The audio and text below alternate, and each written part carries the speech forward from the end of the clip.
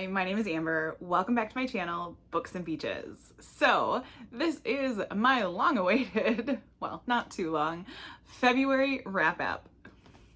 Wrap-up, my goodness. It's been a couple days since I've filmed and apparently I can't talk anymore. So February was a decent reading month for me. It's some really, really good books and some others that were just, no. So let's jump in and take a look at what I read in the month of February. Now, I did a lot of reading in February, either from the library or on my Kindle. So I don't think I have any of these books with me right now. So we're going to have a lot of screenshots in this video, but that's okay. So the very first book I finished in February was my February book club book pick, and that was Things We Never Got Over by Lucy Score. I didn't like it. It is definitely a hyped up book, and I think a lot of people probably do really like it. I am tough when it comes to romance, and I just found it to be a little much. Now, I am not one to go against a spicy book. That doesn't bother me at all, but this one was just so unbelievably ridiculous in some of the things that the characters said that I just couldn't. I liked the small town vibe. I liked the little mystery that was involved in it. But yeah, I just couldn't with some of the writers, like, writing choices. So I gave that one a 2.5. That was a pretty generous 2.5. Yeah, it put me in a little bit of a slump for a while there. It just wasn't my thing. I know the second one just came out, and I believe you're getting like the perspective of the brother, but it's just not something I'm gonna be picking up. The next one that I picked up was one that I kept seeing in one of my school libraries, and it was just like calling my name, and that was The Attack of the Black Rectangles. And let me just look here. That was by Amy Sarig King. And my computer over here, sorry if I'm looking over there. And I really thought that this one was going to be all about like censoring books, and it was.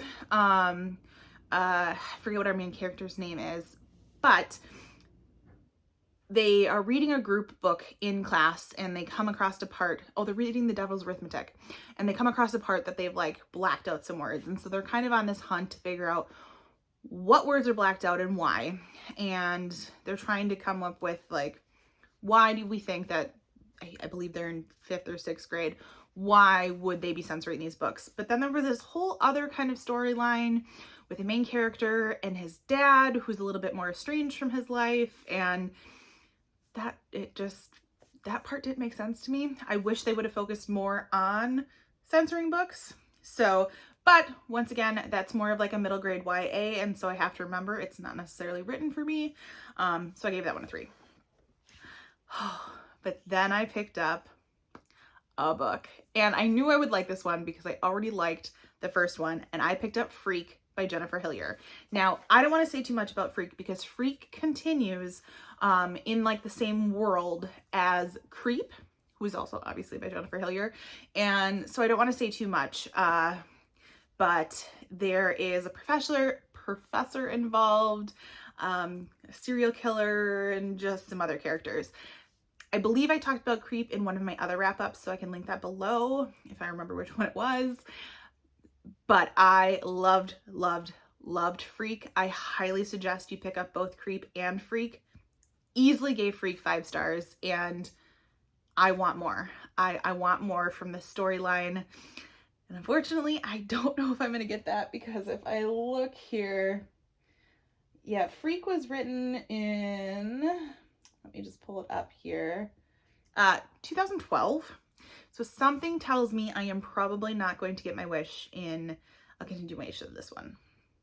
Unless Jennifer Hillier, you're listening, which more than likely you're not, but I would really like some more. So, excellent 5-star read. The next 2 I actually picked up were NetGalley books that I had, trying to get that percentage up per usual. And the first one was No Accident, and I don't believe, this one was supposed to be YA. The author is Laura Bates, and This one was so for me. I really, I think, expected it to be more. And I think it was because they compared it to One of Us is Lying by Karen M. McManus, whom I love, and I've loved that series. These teens ended up getting stranded on this desert island, and different things kind of end up happening, and you know, people are getting hurt, weird things are happening, and if I didn't say it before, they've ended up here because of the plane crash. And it just, I don't know. I don't want to give too much away. I don't want to give any spoilers away, but it fell flat for me. So I'll just say that. If you have read this, please let me know. I'd love to chat about it, but I don't want to give too much away. So I gave that one a 3. The next one I picked up, also, like I said, from NetGalley, and both of these were audiobook arcs that I had. And this one was When We Had Wings, and this is by 3 different authors, actually. Ariel Lawhon, Susan Meisner, and Christina McMorris. So 3 power-hitting historical fiction writers. I really enjoyed this one. We were getting 3 different perspectives of 3 different nurses, all during World War II, but this was told from the Philippines, which I had never read a World War II historical fiction book that was set in the Philippines. I guess I didn't even realize there was much going on in Southeast Asia during World War II. I mean, I probably should have known that, but I really enjoyed the different perspectives. Now, the one thing that I will say is with the audiobook,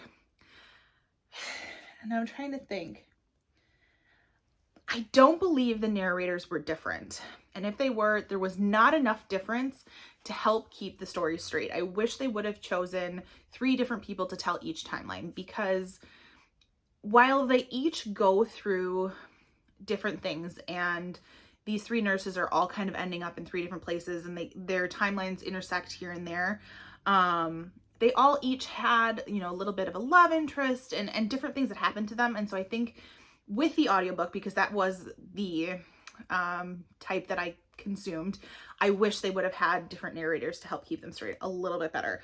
I think if you were to read this physically, that might be a little bit easier. And so I gave this a 4, and not because of the content. I think the content was really great. And like I said, I haven't read a historical fiction that was set in the Philippines in World War II. But for me, that rating was probably strictly because of the audiobook. So take my rating with a grain of salt, but I did really enjoy it, and I enjoyed the different perspectives. So now the next couple books that I picked up were actually short stories, and I had been hearing about these because I really like Lisa Unger, and she was part of these 5 short stories that they were calling the We Could Be Heroes, like, short stories collection. And this included included stories that were written by Lisa Scottolini, who I had never read before, Lisa Unger, JANELLE Brown, Victor METHOS, and JT Ellison.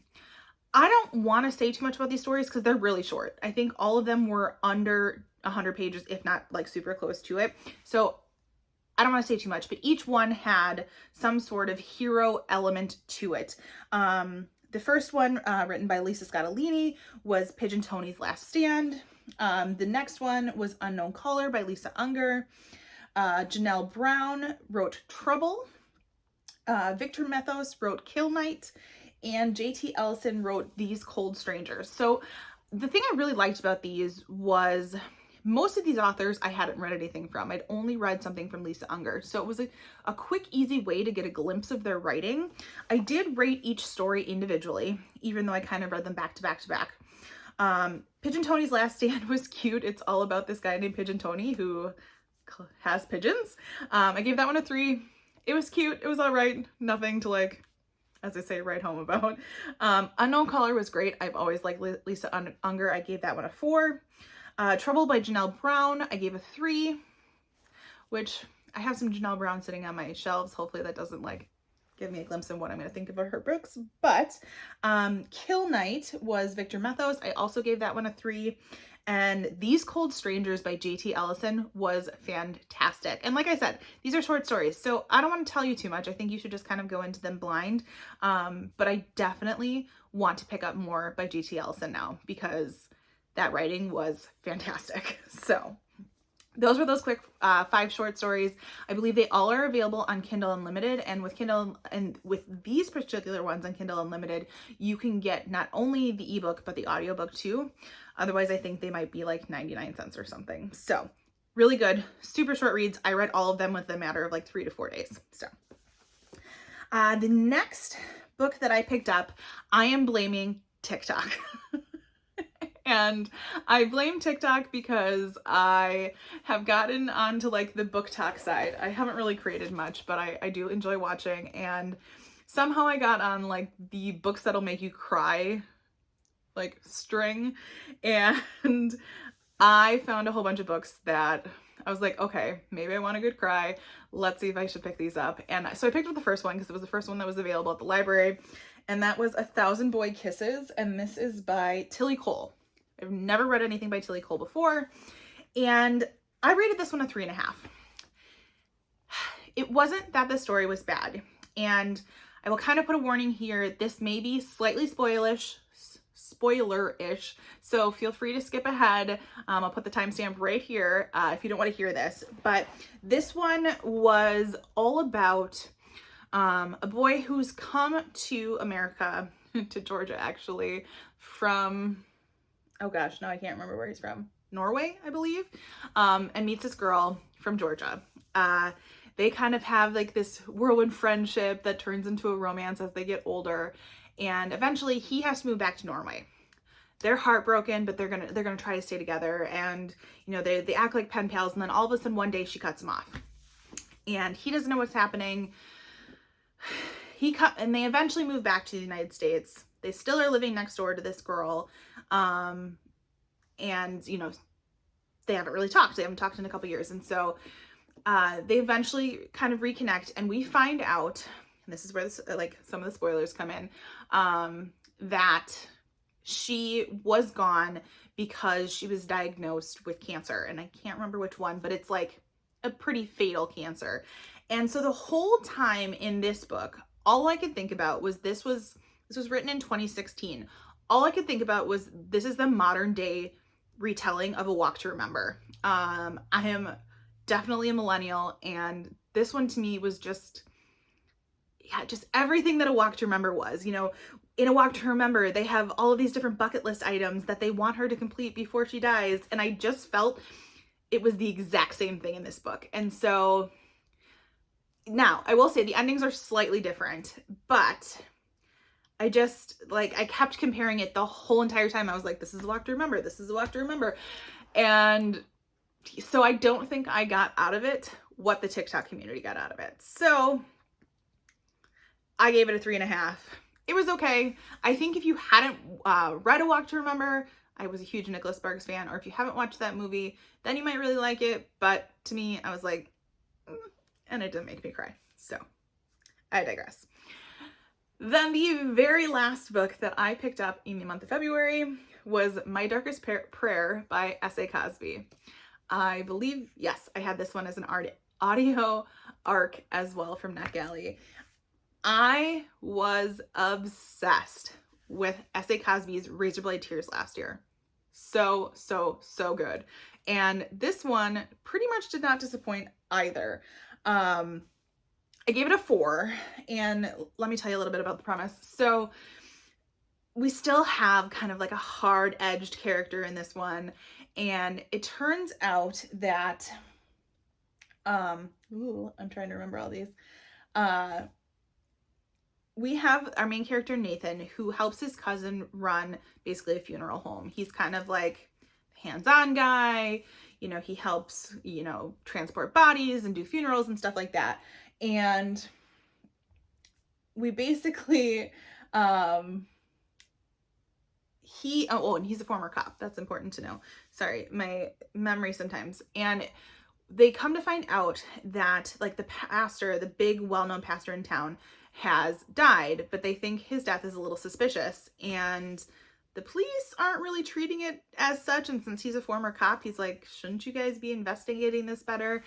And so ensues this story of all of this twistedness and crooks and people, and a lot of different timelines and stories converge, and you are taken on a wild ride. So if you've read Razor Blade Tears, it's very similar. There is a lot going on. I will say maybe there's slightly less violence than there was in Razor Blade Tears, but there is still a lot of violence in this one. And I will give the publisher, who is Flatiron Books, and I would have to double check because I had the audio arc, but they pick a fantastic narrator to do these books. A really deep, growly voice, and it fit the main character Nathan so well. So I highly suggest the audiobook on that one, and I am really thankful that I got that. So those are all of the books that I read in the month of February. Kind of a hit or miss month, but I'm okay with that. I will not complain in the slightest. March is starting off a little bit slow, but that's okay. Trying to get into middle grade March, as well as pick up some other things, and just kind of getting myself back into filming. Little life update. I have really tried to step it up and get on the being healthy train. I have always loved the gym, but nutrition is hard. But I'm really trying to step it up in that category. So that is where my brain has been a little bit. And so sometimes the thought of filming is just daunting, but I still love it and I really enjoy it. And I love being part of this community. So what books did you pick up in February? Anything that I should add to my list?